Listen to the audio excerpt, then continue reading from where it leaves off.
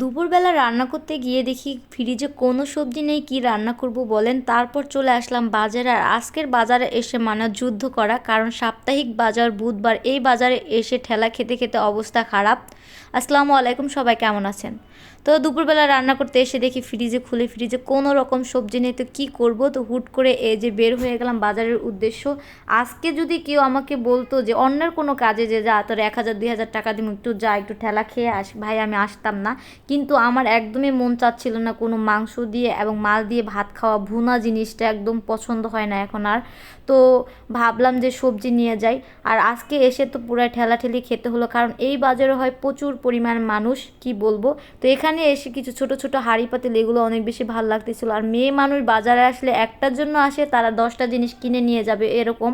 আমার আজকে এরকমই হয়েছে ভাই, আসছে সবজি কিনতে, তারপর যে কতটি টাকা, মানে কতগুলো টাকা যে আমি পাসা মারা খাইছি, কি বলবো।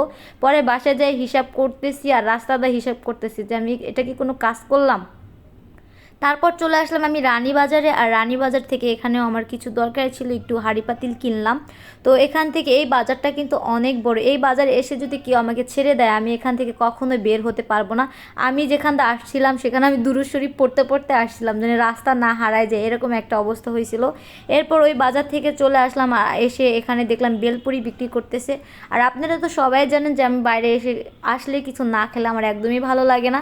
তো এই যে আমি এখান থেকে এখন বেলপুরি খাচ্ছিলাম। আর এখানে এই ফলগুলো কে কে চিনেন, এগুলা ভৈরবের মানুষ অনেক বেশি খায়, এগুলো পানি ফল বলে। এগুলা খেলে মানে পাইনসা পাইনসা লাগে, আমার কাছে অতটা ভালো লাগে না। আপনাদের কাছে কেমন লাগে অবশ্যই জানাবেন। পাঁচতলায় উঠতে উঠতে দেখেন পুরো হাত দুইটা পুরো লাল হয়ে গেছে, এত বড় বড় দুইটা ব্যাগ নিয়ে আসছি। বাজার থেকে অনেক রকম সবজি নিয়েছিলাম, প্রয়োজনীয় কিছু নিয়ে আসলাম। বললাম না, মেয়ে মানুষ বাজারে যাওয়া মানি হলো পাছা মারা, ঠিক আছে, কারণ তারা একটা কাজের জন্য যাবে, সেখানে 10টা কাজ জিনিস নিয়ে আসবে আর কি।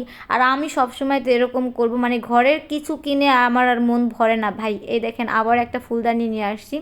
তো এটা জামাই দেখলে বলবো যে টাকা কিভাবে অপচয় করতে হয় সেটা শুধু জানো, কিন্তু না, এটা কি অপচয় বলেন? এটা আমার ঘরের জন্য সুন্দর একটা ফুলদানি কিনেছি। ফুলদানিটা কেমন হয়েছে? এরপর অনেক রকম সবজি টবজি আনছিলাম, এগুলো বের করতেছিলাম। আর তার ভিতরে এই দেখেন, বাজারে গেলে এই কাপড় চোপড় তো মানে পছন্দ হয়ে যায়। এই দুইটা গেঞ্জি অনেক বেশি সুন্দর ছিল বলেন, উলের গেঞ্জি ছিল, আমার অনেক বেশি ভালো লাগলো। যেহেতু এইটা হলো সাপ্তাহিক বাজার, অনেক রকম জিনিস এখানে পাওয়া যায়। একদিনে গেলে কিন্তু মানুষের ঠেলায় ঠেলায় চলতে হয়, এই একটা অবস্থা। যাই হোক, সব কিছু করে আমি দেখি অনেকটা লেট হয়ে গেছে, মানে আমি কি দিয়ে কি রান্না করবো এখন বুঝতেছিলাম না। আমার বিকেলবেলা কোচিং আছে, কোচিংয়ের সময় হয়ে যাচ্ছিল। তো সব কিছু মিলিয়ে তাড়াহুড়া করে তারপর একটা সবজি বসিয়ে দিলাম, মানে আলু দিয়ে, সিম দিয়ে, তারপর ফুলকপি দিয়ে। কাটাকুটিগুলো অত সুন্দর হয় নাই, কারণ তাড়াহুড়া করে কেটে সবগুলো একসাথেই বসিয়ে দিয়েছি। তারপর বেগুন ছিল, পেঁপে ছিল, এগুলা দিয়ে এই যে নিরামিষের মতো একটা সবজি রান্না করে ফেললাম। এই সবজিটা খেতে কিন্তু অনেক বেশি ভালো লাগে। আর শীতের দিনে মানি হলো সতেজ সতেজ রান্না, মানে হরেক রকম সবজি দিয়ে নিরামিষ করা, তারপর ওটা অনেক বেশি ভালো লাগে। তারপর এই যে একটুখানি ভাত নিয়ে তাড়াহুড়ো করে সবজি দিয়ে ভাত খাচ্ছিলাম। আর দেখি আমার কোচিং 4টার দিকে, এখন দেখি বাসায় বসে 4টা বেজে গেছে, এই একটা অবস্থা। তাড়াহুড়ো করে কোচিংয়ে আসলাম। এরপর কোচিং শেষ করে তারপর এদিকে কিছু কাজ ছিল, আমি আর আমার বান্ধবী এদিকে একটু যাচ্ছিলাম।